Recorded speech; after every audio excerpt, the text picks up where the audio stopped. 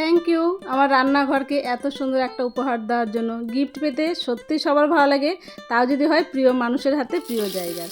প্রথমেই প্রেশার কুকারটা একটু গরম জল দিয়ে ভালো করে ধুয়ে নিয়েছিলাম। আজকে মঙ্গলচণ্ডী, তাই ভাবলাম আজকে উদ্বোধন করি।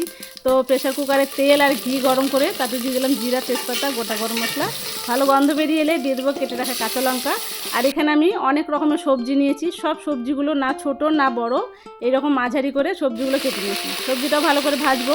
আর এবার এখানে 200 গ্রামের প্যাকেট একটা ডালিয়ে দিলাম, সেটাকে ভালো করে সবজির মধ্যে আমি ভেজে নেব।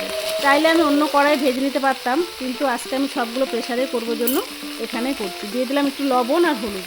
সবগুলোকে ভালো করে আবারও কষাবো। আজকে তেমন করে কোনোই মশলা ব্যবহার করব না, শুধু একটু আদা আমি থেতো করে নিয়েছি, সেটাই দিয়ে দিলাম। মুগ ডালটা আমি আগে থেকেই ভেজে জল পাল্টে পাল্টে ধুয়ে রেখেছিলাম, আর সেই মুগ ডালটা দিয়ে দিলাম সবজির সঙ্গে। সব কিছু ভালো করে মিশিয়ে নিলাম, তারপর দিয়ে দিলাম পরিমাণ মতন জল। আজকে আমি একটু ডালিয়াটা নরম করব, তাই একটু বেশি জল দিয়েছি।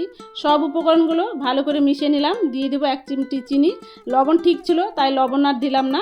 এবার প্রেশার কুকারে ঢাকনা দিয়ে দেবো, 2টো সিটি দিয়ে দেবো। তারপরে এটাকে আমি নামিয়ে নেব যতক্ষণ না রিলিজ হবে। নিরামিষের দিনে সকালে ব্রেকফাস্ট বা রাতের হালকা ডিনারে কম তেল মশলায় এইরকম ডালিয়া তোমরা বানিয়ে খেয়ে দেখতে পারো। আর যদি তোমাদের ভালো লাগে বাড়িতে ট্রাই করো, আর কেমন হয়েছে আমাকে জানিও। সবাই ভালো থেকো, সুস্থ থেকো। Thank you. জয় মা মঙ্গলচণ্ডী।